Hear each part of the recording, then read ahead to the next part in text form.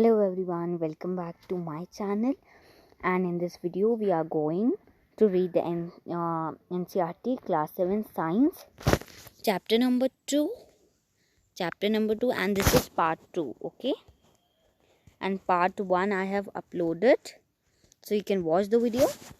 So let's start with the part 2 where we left in our previous video. Okay, we left here. Now we will read about the stomach. What are the functions of stomach? Okay, the stomach is a thick walled bag. जो हमारा stomach है वो एक मोटी सी thick होती है ना, मोटी सी एक वॉल्ड यानी कि दीवार टाइप का एक बैग है. Its shape is like a flattened J. उसकी जो शेप है वो एक फ्लैटेंड यानी कि फ्लैट होती है ना कोई चीज़, उसकी तरह वो जे शेप में है. And it is the widest part of the alimentary canal. और जितने भी हमारी एलिमेंट्री कैनाल में जितने भी हमारे ऑर्गन्स आते हैं, हमारे पार्ट्स आते हैं, उनमें से सबसे वाइडेस्ट पार्ट है. वाइडेस्ट यानी कि सबसे ज़्यादा चौड़ा पार्ट है. It receives food from the food pipe at one ends and opens into the small intestine. वो फूड को रिसीव करता है फूड पाइप से, जो फूड आता है, और उसका एक जो एंड है वो ओपन होता है स्मॉल इंटेस्टाइन में, और भी पार्ट्स होते हैं. The inner lining of the stomach secretes mucus, hydrochloric acid and digestive juices. जो इनर लाइनिंग होती है स्टमक की, उसमें मिकॉस होता है, हाइड्रोक्लोरिक एसिड होता है, और हमारे जो डाइजेस्टिव जूसेस होते हैं. The mucus protects the lining of the stomach. The acid kills many bacteria that enter along with. जो मिकॉस होता है वो प्रोटेक्ट करता है स्टमक की जो लाइनिंग होती है, और जो एसिड होता है, जो हाइड्रोक्लोरिक एसिड है, वो बहुत सारे बैक्टीरियाज को किल करता है जो अंदर आ जाते हैं हमारी बॉडी के फूड के साथ. And makes the medium in the stomach acidic and helps the digestive juices. और हमारे स्टमक को बिल्कुल प्रोटेक्ट करता है वो, और हेल्प करता है डाइजेस्टिव जूसेस को फूड के साथ एक्ट करने का, यानी उसके साथ फंक्शन करने का, उसके साथ काम करने का. The digestive juices break down the proteins into simpler substances. जो डाइजेस्टिव जूसेस होते हैं, वो जो प्रोटीन्स होते हैं, उनको जो सिंपलर और छोटे छोटे पीसेस में उसे क्या कर देते हैं, ब्रेक कर देते हैं. अब हम पढ़ेंगे स्मॉल इंटेस्टाइन के बारे में. जो हमारा स्मॉल इंटेस्टाइन होता है, small intestine is highly coiled and is about 7.5 metres long. जो हमारा स्मॉल इंटेस्टाइन होता है वो 7.5 मीटर्स लॉन्ग होता है. It receives secretions from the liver and the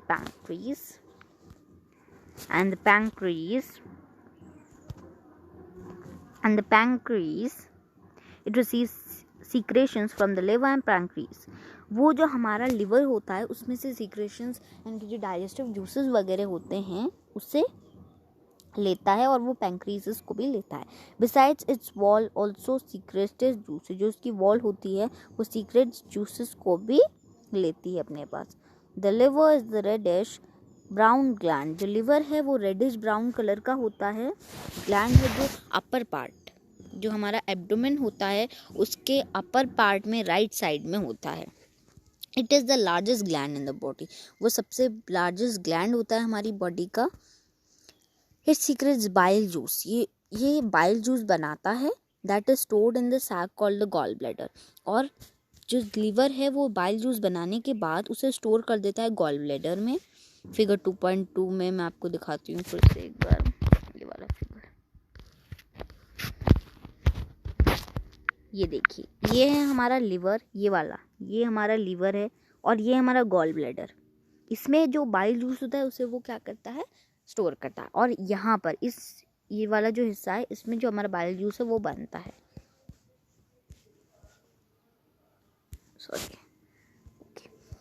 the पैंक्रीज. जो पैंक्रीज होती है वो एक लार्ज क्रीम कलर्ड ग्लैंड होते हैं. क्रीम कलर की होती है वो, पिंक टाइप, लाइट पिंक कह सकते हैं.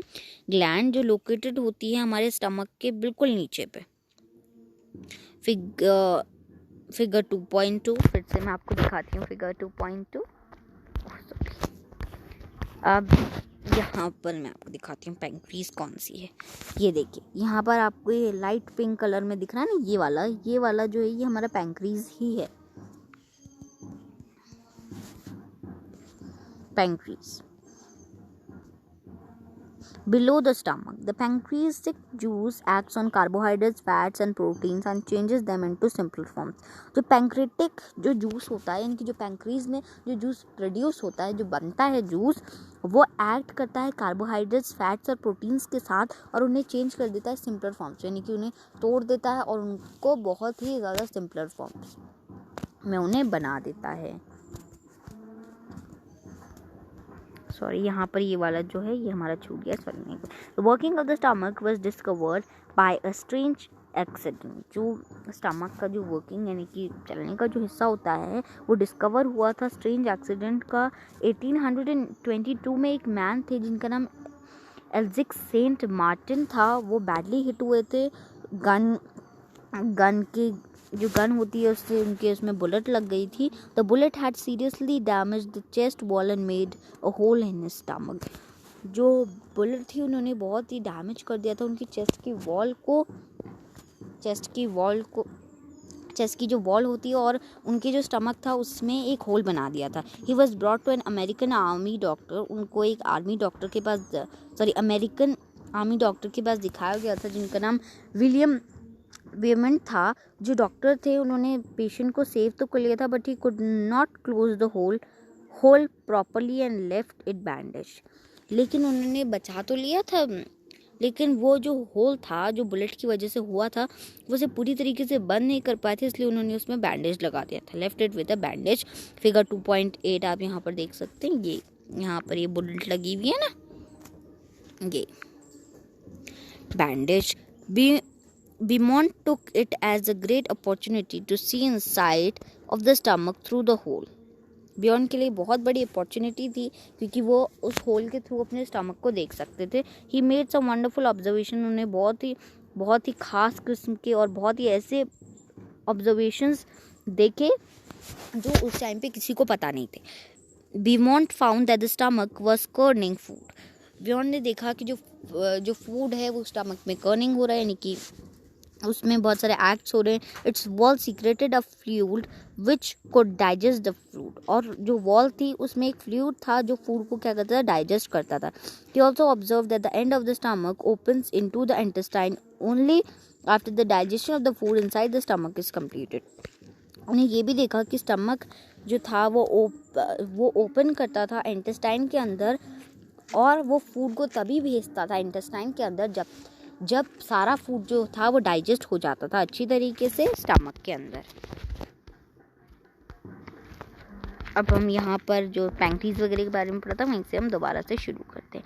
The partly digested food now reaches the lower part of the small. और आधा जो डाइजेस्टेड फूड था पार्टली यानी कि जो आधा डाइजेस्टेड फूड था वो अब लोअर पार्ट यानी कि स्मॉल इंटेस्टाइन में पहुँच जाता था, जहाँ पर जो इंटेस्टिनल जूस होते थे वो कंप्लीट करते थे डाइजेशन का प्रोसेस. जो कार्बोहाइड्रेट्स होते थे वो ब्रोकन हो जाते थे सिंपल शुगर्स में सच एज ग्लूकोज के फॉर्म में, फैट्स जो थी वो फैटी एसिड्स और या ग्लिसरोल के फॉर्म में, और जो प्रोटीन्स थे वो अम्यूनो एसिड्स में चेंज हो जाते थे स्मॉल इंटेस्टाइन के. अब जो एब्जॉर्प्शन है स्मॉल इंटेस्टाइन में वो पढ़ेंगे. अब the digested food can now pass into the blood vessels in the wall of the intestine. जो डाइजेस्टेड फूड है अब वो पास होता था ब्लड वेसल्स के थ्रू इंटेस्टाइन की वॉल से. इस प्रोसेस को एब्जॉर्प्शन कहते हैं. The inner walls of the small intestine have thousands of finger like आउटग्रोव्स.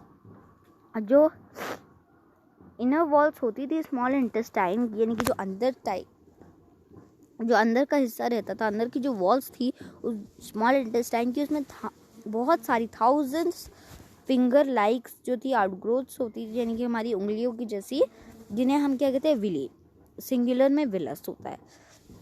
Can you guess what the role of villi could be in the intestine. क्या बता सकते हैं कि विली का क्या इंटेस्टाइन है, वो गेस कर सकते हैं. The villi increase the surface area for absorption of the digested food. जो विली होती थी वो सरफेस को बढ़ा देती थी ताकि जो डाइजेस्टेड फूड का एब्जॉर्प्शन हो सके, यानी कि वो सरफेस को क्या करती थी, बढ़ाती थी, इंक्रीज करती थी ताकि जो फूड है वो अच्छे से एब्जॉर्ब हो सके और डाइजेस्ट हो सके. Each villus has a network of thin small blood vessels close to its surface. Each villi यानी कि जो एक विली भी होती थी यानी कि हर एक विली का एक नेटवर्क होता था, थिन पतली सी स्मॉल ब्लड वेसल्स का, जो सरफेस के बहुत पास में होती थी, close to the surface. The surface villi absorb the digested food material, जो विली का सरफेस होता था वो डाइजेस्टेड फूड मटेरियल्स को एब्जॉर्ब करता था। The absorb substances are transported via the blood vessels to different organs. जो एब्जॉर्ब सब्सटेंसेस होते थे उसके बाद वो ब्लड वेसल्स के थ्रू अलग अलग ऑर्गन्स में ट्रांसपोर्ट होते थे of the body, where they are used to build complex substances, जहाँ पर उन्हें कॉम्प्लेक्स सब्सटेंसेस बनाने के लिए भेजा जाता था, such as proteins required for by the body, जैसे प्रोटीन जो हैं वो हमारी बॉडी के लिए चाहिए हमें। दिस इज जो ये प्रोसेस होता है इसे एसिमिलेशन कहते हैं। In the cells glucose breaks down with the help of oxygen. जो सेल्स होते हैं हमारी बॉडी में, सेल्स होते हैं, जो ग्लूकोज होता था उसे वो ब्रेक डाउन कर देते थे, ग्लूकोज को ब्रेक डाउन यानी कि तोड़ देते थे ऑक्सीजन के through, oxygen into carbon dioxide, with the help of oxygen into carbon dioxide and water and energy is release. और जो वाटर एंड एनर्जी होती थी वो रिलीज होती थी, इनकी बनती थी। The food that remains undigested unabsorbed and enters. और जितना भी फूड अनडाइजेस्टेड यानी कि जो जितना भी फूड हमारा पचा हुआ नहीं होता था, डाइजेस्ट नहीं होता था और एब्जॉर्ब नहीं होता था हमारी बॉडी के थ्रू, तो वो लार्ज इंटेस्टाइन में चला जाता था। उसके बाद अब हम पढ़ेंगे लार्ज इंटेस्टाइन में क्या होता है उस फूड का। द लार्ज इंटेस्टाइन जो है वो वाइडर और छोटा सा पार्ट होता है, और वो स्मॉल इंटेस्टाइन से एंड शॉर्टर, और वो छोटा होता है स्मॉल इंटेस्टाइन से। वो कम से कम 1.5 लेंथ का होता है its function is to absorb water and some salt from the undigested food. उसका काम ये होता था कि वो वाटर को एब्जॉर्ब करेगा और सॉल्ट यानी कि जो नमक होता था उसे भी एब्जॉर्ब करेगा अनडाइजेस्टेड फूड से, जो हमारा पचा हुआ खाना होता था, food material. The remaining waste passes into the rectum and remains there as semi solid faeces. जितना भी और बचा हुआ होता था वो उसके बाद रेक्टम में चला जाता था हमारा, और वहीं पर ही रुक जाता था। The faecal matter is remove through the anus from time to time. और जितना भी फिर फेसल मैसेज यानी कि जितना भी वेस्ट मटेरियल होता था हमारी बॉडी का, वो एनस के थ्रू टाइम टू टाइम यानी कि टाइम के साथ साथ हमारी बॉडी से निकलता रहता था। और इस प्रोसेस को हम क्या कहते हैं, इजेशन कहते हैं। Digestion in grass eating animals. Have you observed cows, buffaloes and other grass eating animals chewing continuously even when they are not eating? आपने देखा होगा कि जो काउज बफेलोज होती हैं और जितने भी अदर ग्रास ईटिंग एनिमल्स होते हैं वो चबाते रहते कंटिन्यूसली जब तक उन्होंने खा भी लिया, यानी कि जो उन्होंने खा भी लिया जब तक उन्होंने actually they quickly swallow the grass and store it in a part of the stomach called rumen। असल में वो जो ग्रास होती है वो उसे जल्दी से अपने स्टमक में स्टोर कर लेते हैं, जिस पार्ट को रूमेन कहते हैं, stomach called rumen. Figure 2.9 here the food gets partially digested and is called curd। और यहाँ पर जो फूड होता है वो पार्शियल यानी कि आधा, पूरे तरीके से नहीं, आधा जो होता है वो डाइजेस्ट हो जाता है और वो क्या कर्ड बन जाता है। But later the curd returns to the mouth. लेकिन दोबारा से जो कर्ड होता है वो दोबारा मुंह पर आता है काओ या बफेलो, जितने भी ग्रास ईटिंग एनिमल्स होते हैं उनके, और वो स्मॉल लम्प्स में एनिमल जो होते हैं उन्हें च्यू करते हैं, और जब वो दोबारा उसे माउथ में लाते हैं और च्यू करते हैं, इस प्रोसेस को हम क्या कहते हैं, रिमिनेशन कहते हैं। And these animals are called ruminants. और जो इस तरीके से करते हैं यानी कि दोबारा से मुंह में उस खाने को लाते हैं और फिर धीरे धीरे च्यू करते हैं, ऐसे जो एनिमल्स होते हैं इन्हें रिमिनेंट्स कहते हैं। जैसे काउस है, बफेलोज है और भी गोट है, ये सब क्या है, रिमिनेंट्स हैं। The grass is rich in cellulose. जो ग्रास होती है उसमें बहुत ज़्यादा सेल्यूलस होता है, वो एक टाइप का कार्बोहाइड्रेट है। In ruminants like cattle, deer etcetera, जो रूमिनेंट्स हैं कैटल जो दोबारा से अपने मुंह में लाते हैं खाने को, ऐसे bacteria present in rumen. In ruminants like deer bacteria present in rumen. जो बैक्टीरिया प्रेजेंट होते हैं रूमन में वो हेल्प करते हैं डाइजेशन को सेल्यूलस के। Many animals including humans cannot digest cellulose। हम में से humans जो हैं वो जो cellulose है उसे digest नहीं कर सकते। Animals like horses, rabbits, etc. have a large sac-like structure called cecum between the esophagus and the small intestine।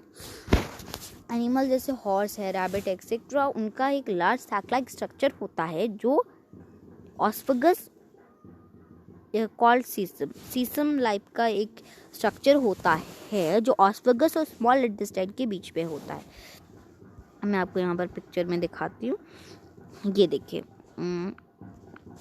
ये ऑस्फेगस है हमारा। जैसे हमारा फूड पाइप होता है वैसे जो एनिमल्स होते हैं उनका इसके बीच में, यानी कि जो ऑस्फेगस होता है और ये हमारे इनका जो एनिमल्स होते हैं ये इनका स्मॉल इंटेस्टाइन, इसके बीच में एक सैक लाइक स्ट्रक्चर होता है जिसे क्या कहते हैं, सीसम sorry intestine. The cellulose of the food is digested here by the action of certain bacteria which are not present in human. जो cellulose होता है वो बीच में जो होता है वो डाइजेस्ट हो जाता है किसके एक्शन से, सर्टेन बैक्टीरिया, यानी कि बहुत सारे बैक्टीरिया होते हैं जो ह्यूमंस की बॉडी में प्रेजेंट नहीं होते। So far you have learned about animals which possesses the digestive juices,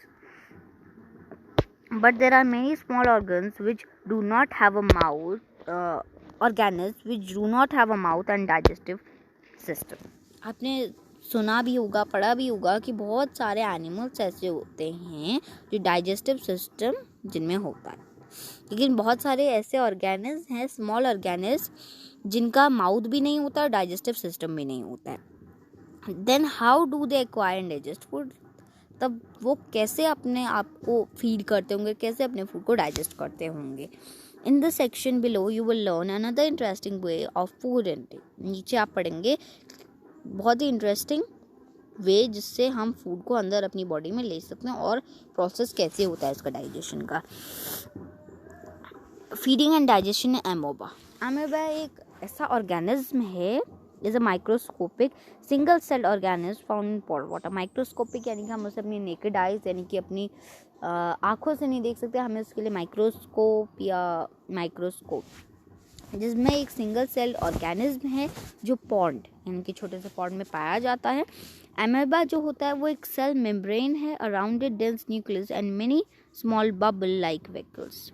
figure 2.10 में बोल रहा था ये है हमारा एमोबा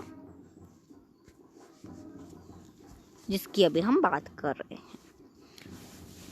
जो एमोबा होता है वो एक सेल मेम्ब्रेन होता है जो राउंडेड होता है यानी कि राउंड शेप का होता है और डेंस न्यूक्लियस होता है, उसमें बहुत छोटे छोटे बबल्स होते हैं जिन्हें लाइक वैक्यूलस टाइप के होते हैं। In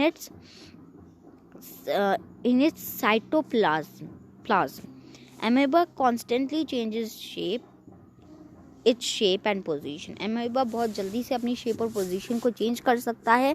its pushes out one और मोर फिंगर लाइक प्रोजेक्शंस। वो अपने फिंगर लाइक जो प्रोजेक्शंस होते हैं उन्हें पुश करता है, जिसे क्या कहते हैं, सीडोपीडिया। यहाँ पर पी जो है वो साइलेंट होगा, सीडोपीडिया। और फॉल्स फीट, या हम उसे फॉल्स फीट भी कह सकते हैं, अगर आपको ढंग से इसका प्रोनाउंसिएशन ना आ रहा हो तो आप फॉल्स फीट भी कह सकते हैं। फॉर मूवमेंट, इधर उधर मूवमेंट करने के लिए और फूड को कैप्चर करने के लिए। तो किससे लेते हैं वो अपना फूड, फॉल्स फीट से लेते हैं। उसके बाद है हमारा amoeba feeds on some microscope. जो एमोबा होता है वो बहुत सारे जो ऑर्गेनिज्म होते हैं उन पे भी feed, when it sends food it pushes out physosphoria around the food particle and engulfs it। और जब उसे खाने का कुछ सेंस होता है, जैसे जो एनिमल्स हैं जैसे डॉग वगैरह, जब उन्हें कुछ मतलब उनका कोई ऐसा ऑर्गन होता होगा जिससे उन्हें फूड की सेंस यानी कि फूड की सुगंध आती है, जिससे वो अपने जो फॉल्स फीट है उसे बाहर की तरफ पुश करता है और जो फूड होता है उसे अपने अंदर ले लेता है। The food becomes trapped in a food vacuole. जो फूड होता है वो फूड वैक्यूल में ट्रैप कर लेता है। Digestive juices are secreted into food vacuole. जो डाइजेस्टिव जूसेस होते हैं वो फूड वैक्यूल में ही बनते हैं। They act on the food and break it down into, वो एक्ट करते हैं फूड में और उससे छोटे पीसेस में तोड़ देते हैं सिंपलर सब्सटेंसेस के। ग्रेजुअली द डाइजेस्टेड फूड जो होता है वो एब्जॉर्ब हो जाता है, जैसे हमारी बॉडी में एब्जॉर्ब होता है। The absorb substances are used for growth, maintenance and multiplication. जो एब्जॉर्ब सब्सटेंसेस होते हैं वो ग्रोथ के लिए, बॉडी को मेंटेन करने के लिए, उसके रिपेयरिंग के लिए यूज़ किए जाते हैं। The undigested residue of the food is expelled out by the vacuole. जितना भी अनडाइजेस्ट जैसे हमारी बॉडी में एनएस के थ्रू बाहर निकल जाता है, उनकी बॉडी में वैक्यूल नाम का एक ऑर्गन होता है जिसके थ्रू जितना भी अनडाइजेस्ट फूड और वेस्ट मटेरियल होता है वो सब बाहर निकल जाता है. The basic process of digestion of food and release of the energy is the same in organ. जो बेसिक प्रोसेस होता है यानी कि जो कॉमन जो प्रोसेस होता है जो हर ऑर्गेनिज्म में एक ही होता है वो होता है डाइजेशन ऑफ फूड और एनर्जी को रिलीज करना. वो सारे ऑर्गेनिज्म में एक ही होता है. सेम इन ऑल एनिमल्स में सब सेम होता है. In a later chapter you will learn about the transport of food absorbed by the intestine to the various parts. अब हम जो हमारा नेक्स्ट चैप्टर जो चैप्टर नंबर 3 उसमें हम पढ़ेंगे कि कैसे जो फूड एब्जॉर्ब होता है फूड इंटेस्टाइन में वो वेरियस पार्ट्स ऑफ बॉडी में कैसे कैसे जाता है. सो आई होप गाइज कि जितना भी मैंने आपको इस वीडियो में समझाया वो आपको अच्छे से समझ में आ गया होगा. So I will meet you all in my next video. Till then bye and take care everyone.